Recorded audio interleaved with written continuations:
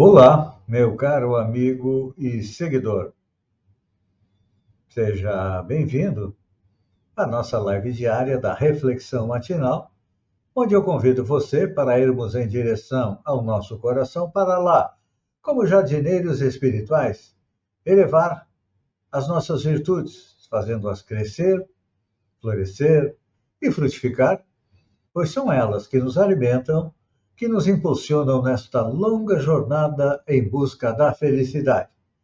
Jornada essa que não começou a encarnação, não. Todos nós já tivemos centenas, milhares de encarnações sobre o planeta, nos 5 continentes, também em todas as raças. Já fomos brancos, negros, amarelos, peles vermelhas. Encarnamos como homem ou como mulher, dependendo da nossa necessidade e da programação encarnatória, como esclarece o Espiritismo, que diz mais. A felicidade tão buscada, tão sonhada, tão desejada, está próxima de nós. Só que para colocá-la dentro do coração, precisamos arrancar dele a erva daninha dos vícios e defeitos. Então, vamos colocar mãos à obra? E nesta segunda-feira, dia 13 de julho, nada melhor do que uma passagem dos evangelhos para nos auxiliar no trabalho. Hoje é da primeira carta de Paulo a Timóteo, onde ele diz o seguinte: porque o amor do dinheiro é a raiz de toda espécie de males. E, nessa cobiça, alguns se desviaram da fé e se transpassaram a si mesmo com muitas dores. Olhem só. Interessante essa colocação de Paulo, né? Merece mais de uma repetição, mas vamos ficar numa só. Paulo escreve a Timóteo o seguinte: porque o amor do dinheiro é a raiz de toda espécie de males. E, nessa cobiça, alguns se desviaram da fé e se transpassaram a si mesmo com muitas dores. Aqui, Paulo não diz que o dinheiro em si mesmo seja um flagelo da humanidade, não. O dinheiro é neutro. Ele pode ser usado tanto para o bem como para o mal. O que acontece é a maneira como nós decidimos usá-lo. Por isso que Paulo coloca que o amor ao dinheiro é a raiz de toda espécie de males. Por que isso? Porque ainda é muito forte dentro de nós o egoísmo. Eu quero para mim.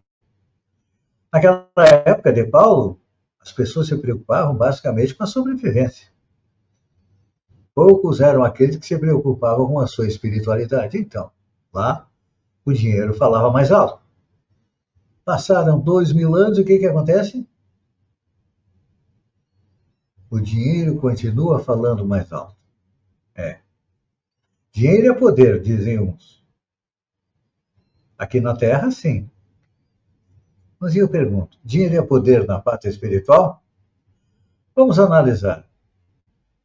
Na espiritualidade não existem moedas, não existem reais, dólares, libras, marcos, não. A única moeda que existe na espiritualidade é a prática do bem. Horas trabalhadas na prática do bem. Por exemplo, na cidade de nosso lar existe o bônus hora, ou seja, cada um recebe de acordo com o trabalho feito em uma hora. Trabalhos sacrificiais têm uma hora maior, menos sacrificiais, uma hora normal. E quando nós vamos também para a cidade de Alvorada Nova, que fica acima do nosso lar, que é mais evoluída do que nosso lar, a moeda lá é a unidade de amor. Interessante, não é? Lá também não tem dinheiro. E não existe a propriedade privada. É. O que acontece lá é que a família tem direito a uma casa para morar. Alguém que é solteiro tem um quarto, uma TV, um computador e nada mais que isso. E a roupa? Lá nós não precisamos comprar roupa, não precisamos gastar o nosso dinheiro com roupa, porque a nossa roupa é feita através do nosso perispírito, ou seja, a nossa contraparte energética. Já imaginaram? como é bem melhor a economia da espiritualidade? Pois é, abdicaram do dinheiro, mas não do trabalho. Porque o trabalho é uma das leis morais. É. E, a respeito do dinheiro, temos que lembrar Jesus. Quando os safados dos fariseus, que estavam sempre tentando fazer uma pegadinha com Jesus, perguntaram se era lícito pagar imposto a Roma, porque os hebreus odiavam pagar imposto a Roma, que era quem governava a Judéia, quem governava Israel. E aí Jesus pediu uma moeda e mostrou. O que tem no lado da moeda? A face de César. Então disse ele, dai a César o que é de César e dai a Deus o que é de Deus. Ou seja, a César damos dinheiro, a Deus nós damos as nossas boas ações. Então, diante de tudo isso, o dinheiro não significa o mal, não. Mas Paulo tentou nos esclarecer de que o amor ao dinheiro é a raiz de toda espécie de males. Vou repetir as palavras de Paulo, para a gente possa compreender melhor. O amor ao dinheiro é a raiz de toda a espécie de males, porque é o nosso egoísmo falando mais alto.